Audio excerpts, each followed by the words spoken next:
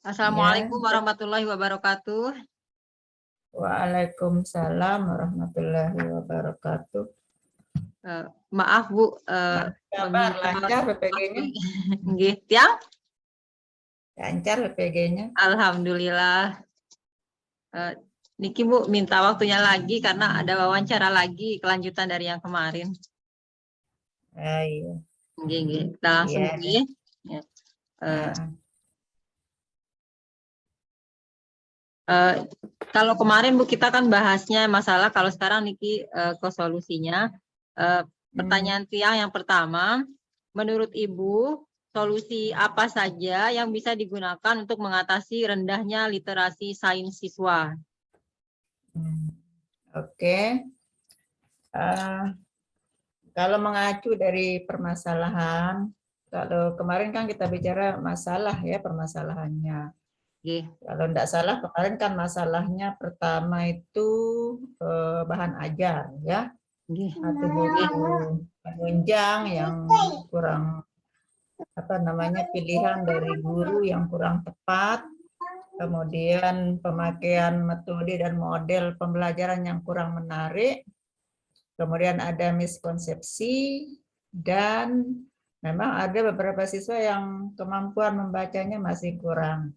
Saya rasa itu kemarinnya permasalahannya. oke. Nah, tentu saja berangkat dari masalah itu kita bisa ambil solusi atau cara mengatasinya.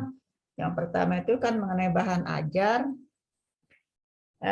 Jadi guru sebelum mengajar, memberikan materi, pertama dia harus pintar-pintar memilih buku referensi atau bahan ajar itu.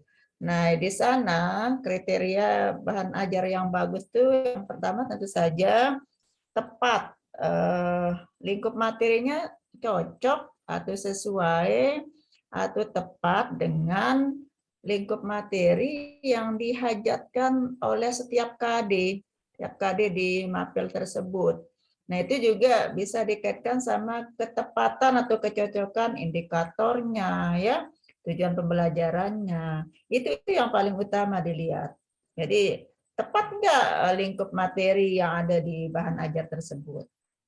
Nah, kemudian yang kedua, ada kalah pentingnya ini penampilan bukunya.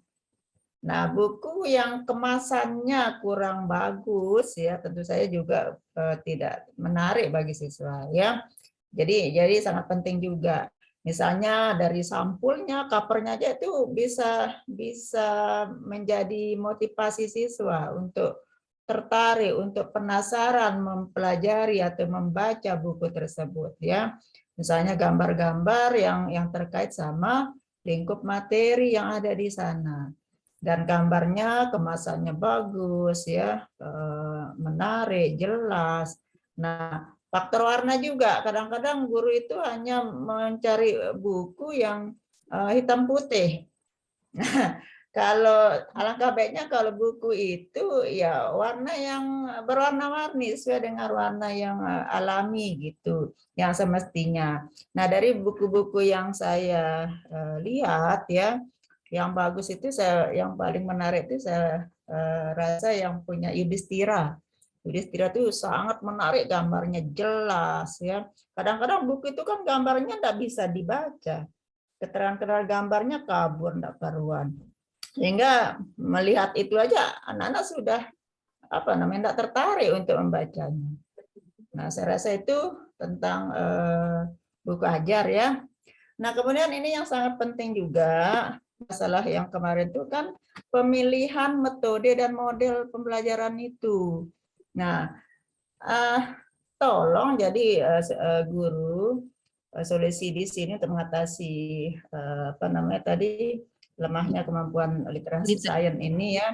Ya, variasi metode dan model itu diperhatikan oleh guru.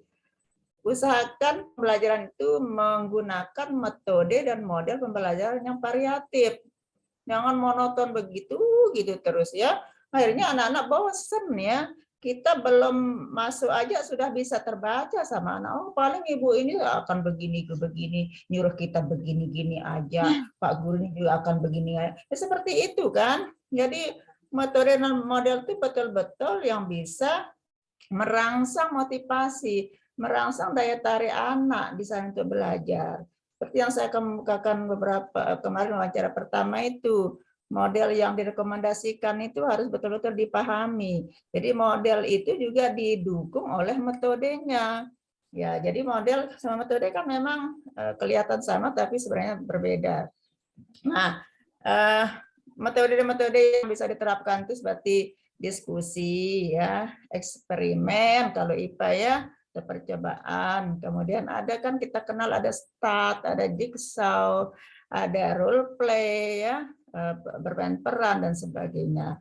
Nah, itu terkait sama model-model pembelajaran yang diterapkan.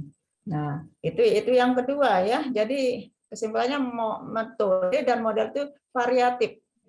Nah, tentu saja pilihannya juga seperti yang saya kemukakan kemarin itu, tentu saya memperhatikan pertama karakteristik materi dan karakteristik peserta didik, ya.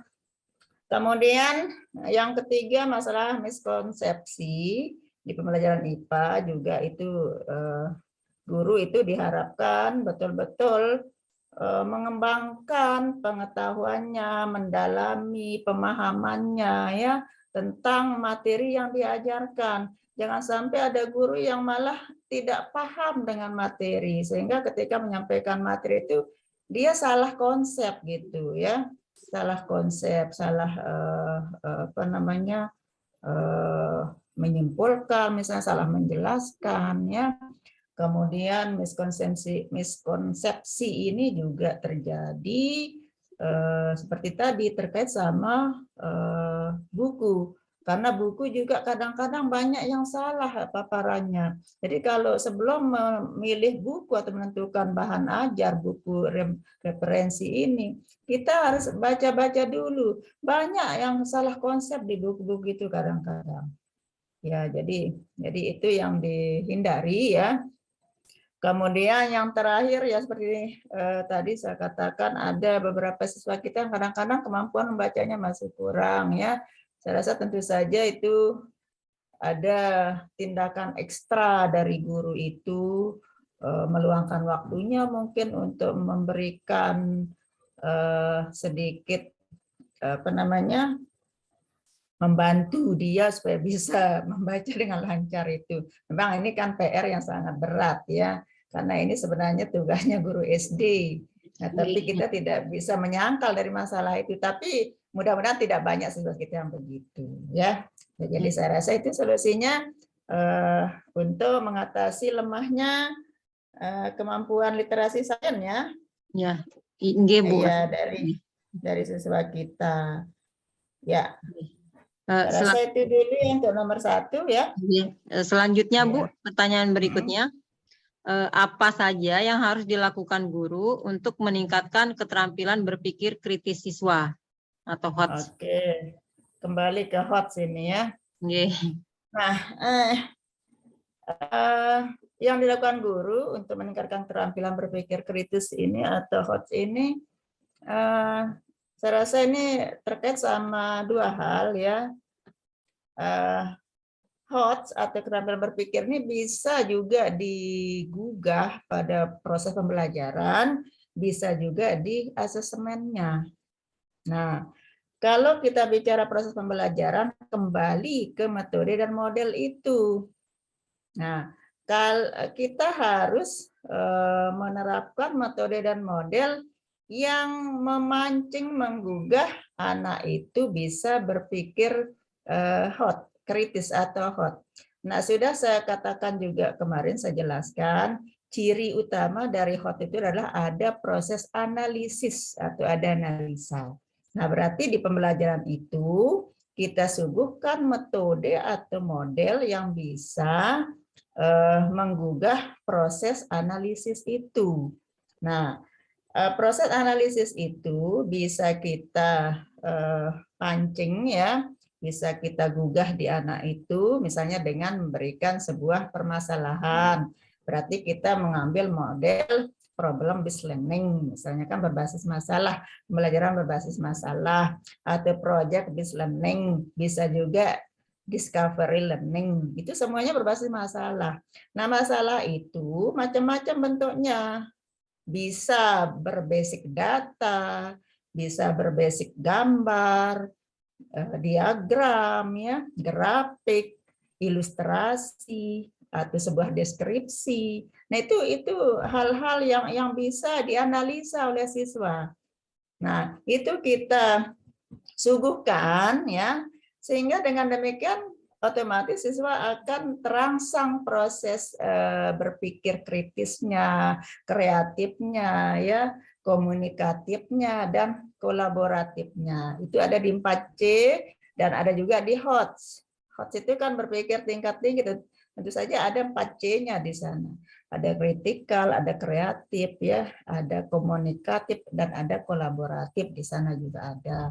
Nah, misalnya kita pakai problem learning, ya. Misalnya kita bahas bab pengukuran di fisika, ya, IPA fisika.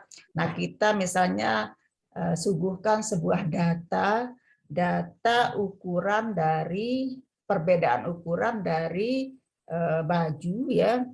Kita kenal kan ada S, ya, small, medium, dan large, ya, SML, ada juga XL, X2L, dan seterusnya, ya. Nah, di sana kan ada ukuran bahu, lingkar dada, panjang lengan. Nah, itu kita tampilkan data.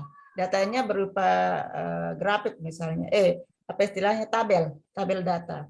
Oh, S itu ukuran lingkar dadanya sekian, kemudian bahunya sekian, lengannya sekian. Nah, M juga demikian. Nah, dari sana kita minta anak-anak membandingkan. Coba kalian bandingkan ukuran dari baju-baju yang ada di tabel. Nah, apa pendapat kalian tentang hal tersebut? Misalnya kita katakan kan. Kemudian setelah itu sekarang kalian bisa silahkan kalian tentukan kira-kira ukuran baju mana yang bisa cocok di badan kalian. Nah, ini kan kita bicara pengukuran, di sana kan ada tentang besaran, satuan, dan alat ukur, ya. Kemudian apa itu pengukuran, ya, apa itu besaran, satuan, dan alat ukurnya. Itu nanti ngena di sana. Nah, setelah kita kasih dia pertanyaan begitu, nanti serta-merta anak-anak pasti akan mengukur lingkar dada, ya, lingkar dadanya, kemudian bahunya, saling mengukur nanti, ya, panjang lengannya. Nah, secara tidak langsung anak-anak sudah melakukan kegiatan pengukuran. Nah, dari sana kita kasih pertanyaan lagi. Apa kegiatan apa yang kalian lakukan tadi? Seperti itu kan. Nah, pada kegiatan itu apa yang unsur-unsur apa yang kalian bisa temukan?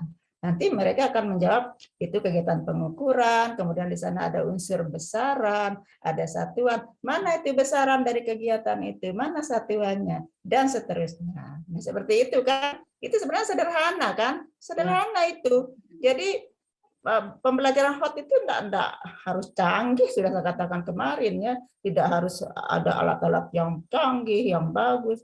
Sesederhana mungkin kita bisa kemas, tapi di sana sudah merangsang anak berpikir kritis.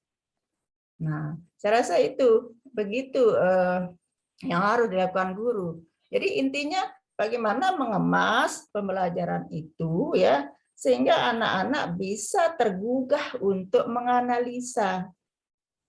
Itu intinya HOTS itu. Ada proses analisis di sana. Nah, silakan seperti tadi mau menganalisis tabel, ya, mau menganalisis grafik, gambar, dan seterusnya, atau sebuah wacana kita berikan. Dari wacana itu apa yang kita mau? Tentu saja kita akan sinkronkan sama indikator dan tujuan pembelajaran itu. Karena kan metode ini kan langkah kita mencapai indikator dan tujuan pembelajaran itu. Cuman kita kemas bagaimana supaya menarik anak termotivasi, bisa diajak berpikir, bisa diajak menganalisis, seperti itu.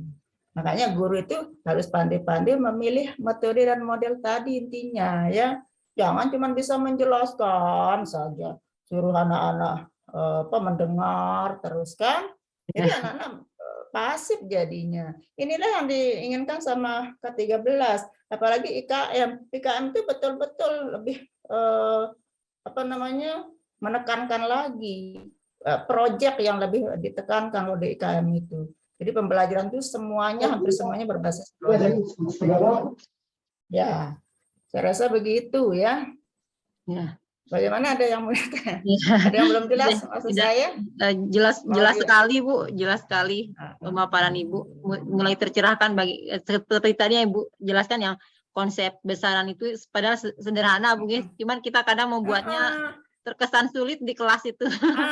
Lebih bermakna maksud saya ketimbang kita mau jelaskan pengukuran adalah bla bla bla, besaran adalah bla bla bla, satuan adalah, nah itu enggak susah diingat gitu loh. Nah kalau kita ajak dia berbuat ya, oh saya lakukan ini tadi, oh itu ya namanya pengukuran. Jadi anak-anak nanti menjelaskan dengan bahasanya sendiri, tidak harus titik koma kayak di buku, itu enggak bagus. Itu kan hanya menghafal, jadinya enggak melekat di pikirannya.